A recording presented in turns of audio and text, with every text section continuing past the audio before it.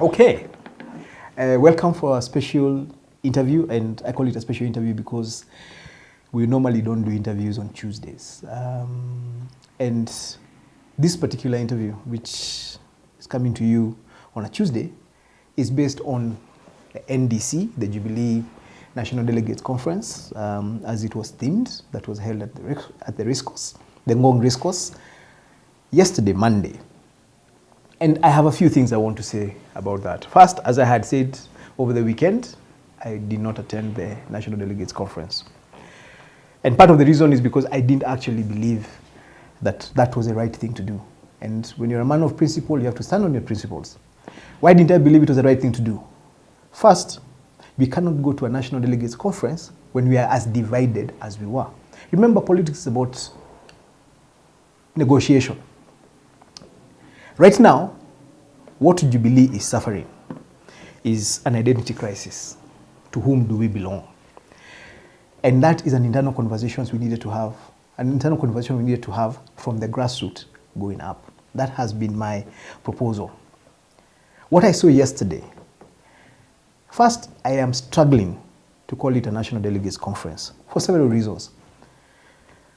I am not sure the people who attended, at what point, or how the selection was done to determine these are the delegates that needed to be at that particular meeting. I know a lot of people who are bona fide members of the Jubilee Party who are not invited to that particular meeting. The second thing is that there was a raft of resolutions that were read by a lawyer who comes from the NAK Kenya party. The last time I had, my good friend, Wakili Ndegwa, actually ran on NAK Kenya in the last election. And I don't know, I haven't heard of him having resigned from the NAK Kenya and joined the Jubilee Party. And he's the one who was reading the resolutions that I saw being read in a Jubilee meeting. And that's not even the most important thing. For resolutions like those to be read, they need to have been developed from somewhere. Usually, how this particular structure should happen, you have meetings at the counties, at the minimum. We have 47 counties. So what I expected Jubilee was going to do is have 47 meetings where you invite the local delegates of the Jubilee Party to a meeting and you tell them the reality of what is going on. Because let me tell you guys, this is what is going on. In Jubilee right now, we have two factions. One faction wants to take Jubilee to Raila Odinga. Another faction wants to take Jubilee to William Ruto. Right? My problem is that I did not expect my party leader, former President Uhuru Kenyatta, to be part of this particular conversation. In fact, it was embarrassing to watch the contradiction that I saw at racecourse. My good friend, Mheshimiwa Kioni, stands up and says, these are the results, and we as Azimio won.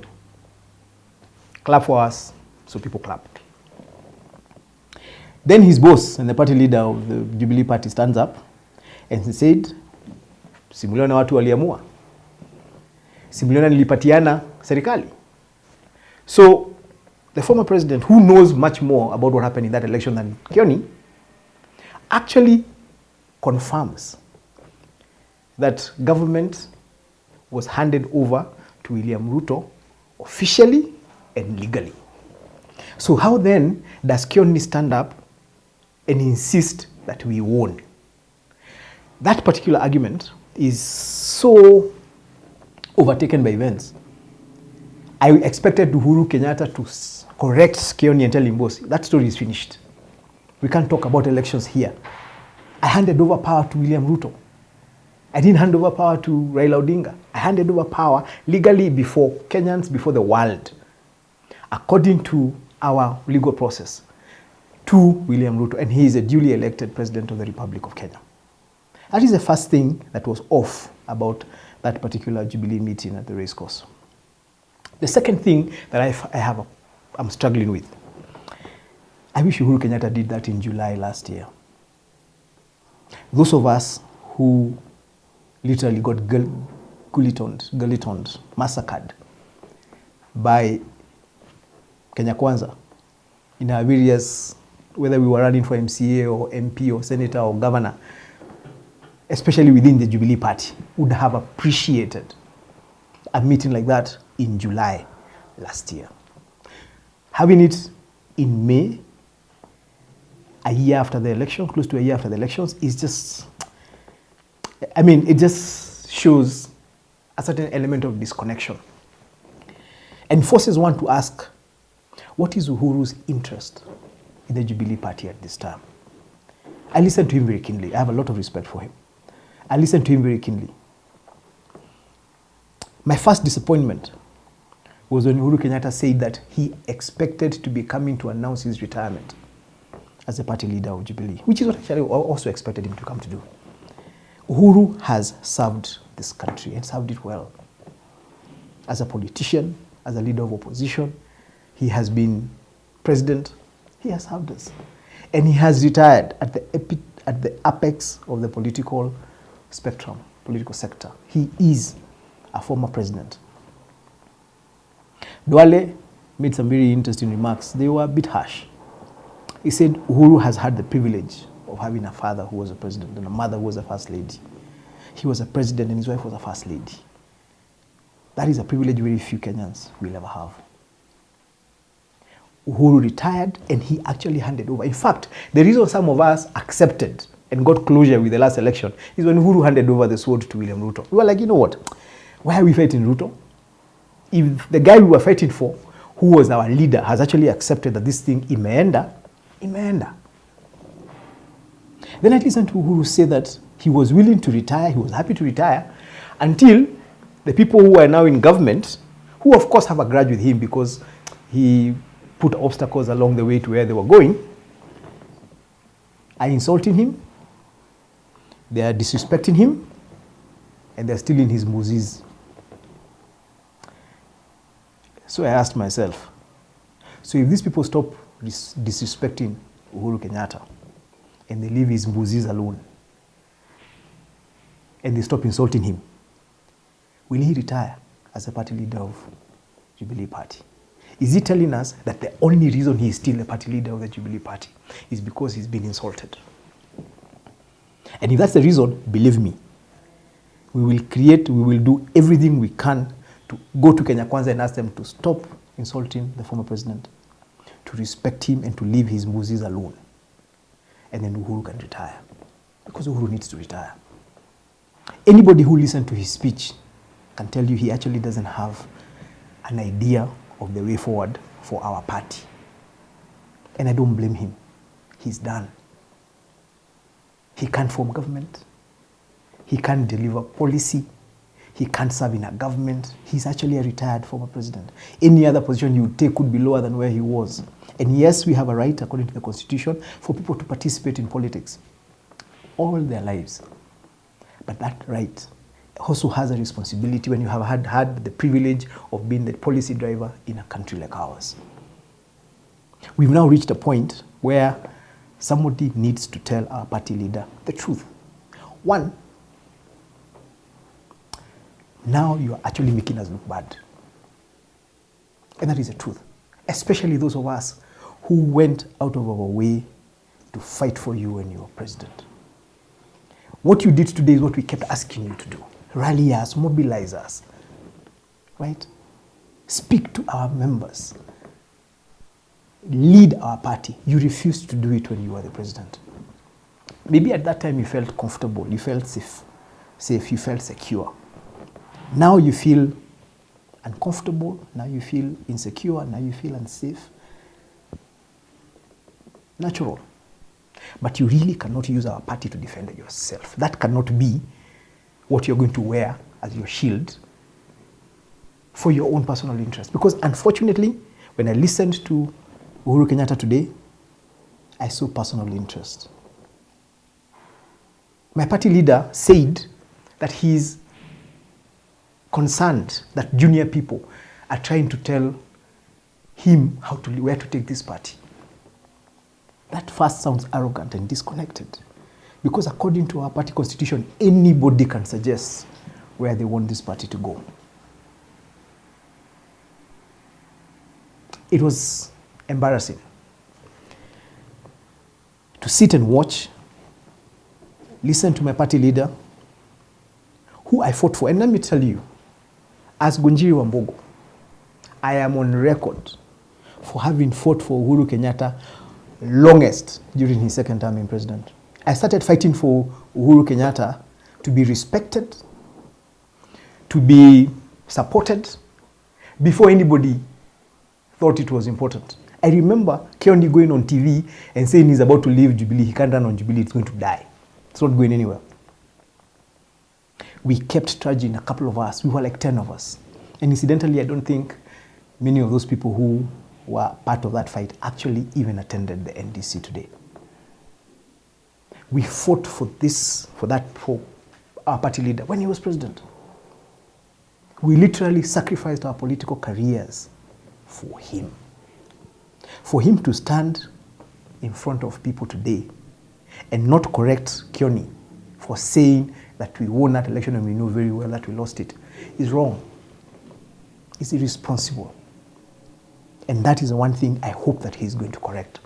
The second thing, for him to say that he wants to continue being party leader because people are insulting him and disrespecting him is wrong. That position is not given so that you can protect yourself. That position is given so that you can lead our party forward. The third thing that really worries me, Jubilee has 32 members of parliament, elected senators and National Assembly members. Only 4 showed up. 28 were not there. So these things that we are discussing, when they go to be discussed in parliament, what are we supposed to be doing? And then this thing about expelling Kaninikega and Sabina. First, it reeks of dictatorship. The kind of dictatorship that we in Jubilee had always sworn we will not have. There's absolutely nothing wrong with one member of the party deciding he doesn't agree with the party leader and he wants to oust him or she wants to oust him. Let us have a conversation. Don't call 3,000 people into a field and read to them pre-written resolutions that they don't even know about, and then claim that the party has decided so-and-so needs to be expelled, so-and-so needs to be expelled. We have to agree to disagree. We are a democratic party. Everybody has a right to question everybody. Even me, at this moment in time, you can wake up tomorrow and do a video and say you don't agree with what Gunjiri did. I have no problem. But you're not going to chase me from a party I fought for, literally bled. I mean, people keep saying in Nyeri, we used to fight. What was I fighting for? I was fighting for Uhuru Kenyatta and for the party to be respected. That is what we were fighting for 3 years in Nyeri. When I went to the voters, they told me, Gunjiri, you worked very well, but we don't like the fact that you fought too much. I was fighting for Uhuru Kenyatta. I fought for him to be respected. Now he's retired. He needs to also respect us. We have a place we are going, and he certainly will not take. Actually, I had always said I want to hear him. I want to hear whether he has a vision or idea where he wants to take us. Today I listened to him, he doesn't have. It's unfortunate, but it's actually expected. As I said, he has done his part. Somebody else needs to lead this party forward. As I conclude, this is my proposal. I had hoped to hear that Jubilee is going to consolidate its membership around the one man, one vote, 1 shilling campaign. I had hoped to hear that Jubilee is going to push for a lowering of the cost of living. That is what I wanted to hear. I wanted someone to tell us, I want to lead you into ideas of how we're going to cut down the cost of living, how we're going to ensure that regions like Mount Kenya or other places that even Western that are overly populated are going to get an equitable resource distribution. We are going to have equality in representation. That's what I was hoping for. I wanted to hear somebody saying, you know, the work we did as Jubilee is actually what is being launched by this government. That we own and we show that we actually did something, because we keep being told we didn't do anything when we were in government. I had wanted to hear somebody saying, moving forward, we have analyzed what happened last year, 10 months ago. We understand where we went wrong, and we are going to correct here, we are going to correct here, we are going to correct here, so that by the time we go to the next election in 4 years, we do a better job. What I had was wishful thinking. Nobody seemed to be talking about the reality that is here, the elephant in the room, we lost an election when we were the ruling party. We imploded as a party 3 years ago. Just half of our membership. And then the other half did not get the support they were supposed to get from the party. So the other half lost their seats. Today, a party that had over 180 members has 32. And even those 32, 28 of them do not associate themselves with the decisions that were made at race course today. So what are we doing? This is my proposal. First, we will not leave Jubilee. I think there are some people who wish we are going to leave Jubilee. We are not going to leave Jubilee. We will fight for Jubilee within Jubilee. Even if it means we are going to take this fight to Uhuru Kenyatta himself, we'll take it to him. Because we have a country to unite, we have policies to implement, and we want to get into government. And then let us be honest. Uhuru Kenyatta wants to take Jubilee to Raila Odinga. That's his plan. There's another team that has been accused, Kanini Kega, Sabina, of wanting to take the party to William Ruto. I don't understand why we imagine taking the party to Raila is a good thing, and then taking the party to Ruto is a bad thing. Can we agree as a party to have a referendum within the party? From grassroots, going up, every county decides, nyinyi mnataka kwenda kwa serikali, mwende kwa Ruto, ama mnataka kwenda kwa upinzani, mwende kwa Raila. That party does its own vote, and he says, as Nyeri County, we have decided, as Jubilee, we want to work with government. Or as Jubilee, we want to go to Raila Odinga. We have that in 47 counties. And then we have an NDC, and we ratify that decision. And that becomes a decision of where Jubilee is going to be. This thing of calling people into a field, even me, if you give me enough money, I'm going to call 3,000 people, and I'm going to read resolutions, saying, this is what I want, this is what I want, this is what... That is not a decision of the party. That is manipulation of the political process. And we're not going to allow that to happen. It doesn't matter who is doing it, and it's so unfortunate that somebody I respect so much is the one who is doing this. I want to believe my former president was misguided. The fact that Kioni lied to him when he was right there, and he didn't say that that the guy has lied, worries me a bit. But this is my proposal. As a Jubilee Party member, diehard, who sacrificed a political career for this party, I am not going to allow this party to be manipulated and sold off to Raila Odinga, because that's what seems to be what is happening.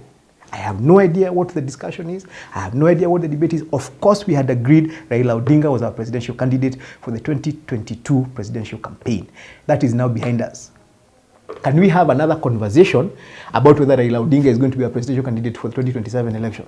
We haven't discussed that. We haven't agreed. So for you to tell me that we are going to stay in Azimio, I'm wondering, we are staying in Azimio doing what? What are we benefiting from in Azimio? They've taken even our parliamentary positions. They will not share the government positions that are open to the opposition. But we are still insisting we are going to stay in Azimio. Why? Whose interests are being served by Jubilee staying in Azimio? Because clearly they're not for the membership. So I want to suggest we do a referendum, and I am going to start a campaign. Na mnajua mimi nikianza campaign inaanzanga tu kama mchezo. Tunaanza kieleweke hivi pole pole. Mnakuta siku moja hiyo ndio inasemekana kwa hii nchi. I will start a campaign from within the Jubilee Party membership. I want us to agree, and we're going to start it from here in Nyeri. I want us to agree. Do we want to stay with Raila Odinga, or do we want to go to William Ruto? Or do we want to stay by ourselves and become a third force? But we are not going to be manipulated by anyone into a side that we don't understand why we are going there. We want William Ruto, Kenya Kwanza, to come and tell us, if you guys join our party, this is what is going to happen. These are the benefits you're going to have. Raila comes and tells us, if you come to our side, these are the benefits. Then as we analyze and say, okay, maybe we can also get benefits by ourselves. Right? But we are not going to be tied to an agreement that was about the last election, which is behind us. That Azimio arrangement was for the last election, and the last election is finished. So, with all due respect to my former president, party leader, we are coming for a conversation within Jubilee about where we are going. And you're not You're not going to scare us away from having that conversation. We're going to have that conversation. Thank you very much.